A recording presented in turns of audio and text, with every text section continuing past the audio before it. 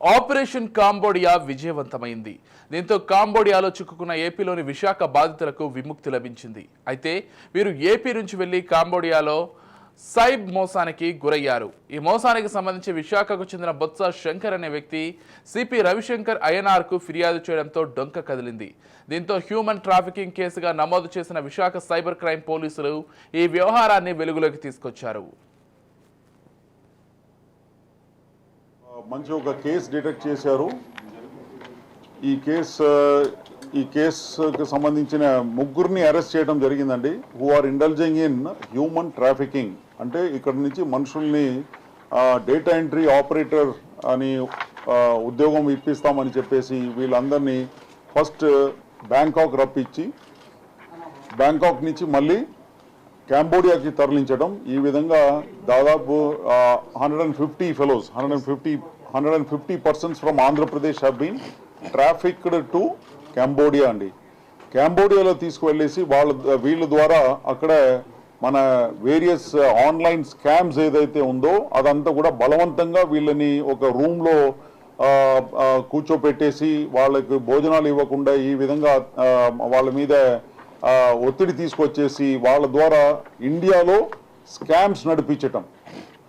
ఇండియాలో online scams, different scams ఏదైతే ఉందో like job scam, online FedEx scam ఉంది, ఫెడెక్స్ కొరియర్ స్కామ్ మీ అందరికీ తెలిసిన విషయమే.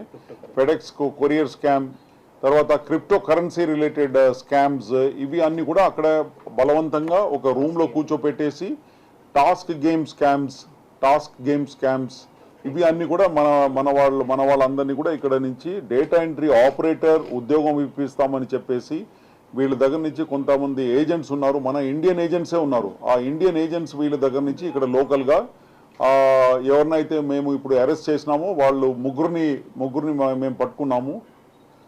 వాళ్ళు వీళ్ళ దగ్గర నుంచి అన్ఎంప్లాయిడ్ యూత్ దగ్గర నుంచి 1.5 lakhs చొప్పున కలెక్ట్ చేసుకొని తర్వాత 1.5 lakhsలో 80,000 కాంబోడియా వాళ్ళకి ఇస్తారు. ఎవరికి? కాంబోడియా వాళ్ళకు.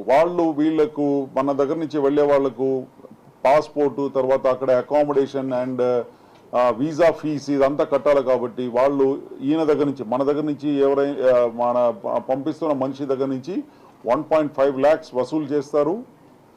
దాంట్లో 80,000 కాంబోడియా వాళ్ళకి పంపిస్తారు. కాంబోడియాలో ఫర్దర్ ఏజెంట్స్ ఎవరైతే ఉన్నారో వాళ్ళకు 80,000 పంపించేసి వీళ్ళు 70,000 ప్రాఫిట్. ఈ విషయమై భారత ఎంబసీ అధికారులు ఆపరేషన్ కాంబోడియాను చేపట్టారు. 420 మంది వరకు భారతీయులు సైబర్ నేరాల బారిన పడ్డారని వారు గుర్తించారు. బాధితులు ఏపీ, తమిళనాడు, కర్ణాటక రాష్ట్రాలకు చెందిన వారిగా గుర్తించారు. అందులో 360 మంది కాంబోడియా పోలీసుల చెర నుంచి సురక్షితంగా కాపాడారు. ఈ క్రమంలో వారు కాంబోడియా నుంచి సురక్షితంగా భారత్కు చేరుకున్నారు. విశాఖకు చెందిన 60 మంది బాధితులు ఎయిర్ ఇండియా విమానంలో స్వరాష్ట్రానికి చేరుకున్నారు. వీరికి విశాఖ ఎయిర్పోర్ట్లో సిపి రవిశంకర్ అయ్యనార్ స్వాగతం పలికారు.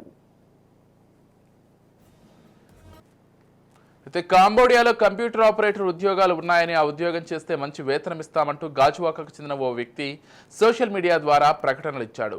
ఆ ప్రకటనలను చూసిన రాష్ట్రానికి చెందిన 150 మంది నిరుద్యోగులు ఈ ఉద్యోగానికి అప్లై చేశారు. అందుకు వారు ఒక్కొక్కరు 1.5 లక్షల వరకు చెల్లించారు.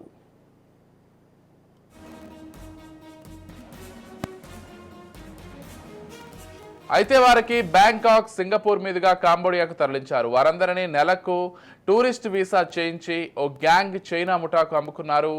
2,500 నుంచి 4,000 అమెరికన్ డాలర్లకు చైనా కంపెనీలు వారిని కొనుగోలు చేశాయి. ఈ క్రమంలో వారి నుంచి తప్పించుకున్న విశాఖకు చెందిన బొత్స శంకర్ విశాఖ పోలీసులకు ఫిర్యాదు చేశాడు. ఇలా హ్యూమన్ ట్రాఫికింగ్ విషయంలో వెలుగులోకి వచ్చింది. విశాఖ సిపి రవిశంకర్ అయ్యనార్ ఆధ్వర్యంలో సిట్ను ఏర్పాటు చేసి ఆ కేసును విచారిస్తున్నారు.